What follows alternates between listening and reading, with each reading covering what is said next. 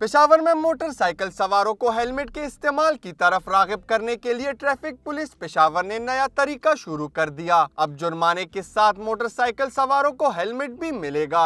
इंसानी सेहत के लिए भी ज़रूरी है। एक तो ये एक पोल्यूशन से भी इंसान बचता है इसमें, और इंसानी ज़िंदगी इसमें कदरे महफूज रहती है। कोई एक्सीडेंट हो जाए तो कम से कम हेड इंजरी से इंसान महफूज रहता है। अवाम ने पुलिस के इक़दाम को सराहते हुए शहरियों से भी अपनी कानूनी जिम्मेदारी पूरी करने की अपील की है।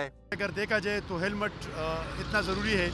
एक गाड़ी की बॉडी होती है लेकिन मोटरसाइकिल की बॉडी नहीं है, इंसान बॉडी है। तो अगर मोटरसाइकिल उलट जाए या कोई एक्सीडेंट हो जाए तो बॉडी लगती है और इंसान को काफ़ी नुकसान पहुंचता है।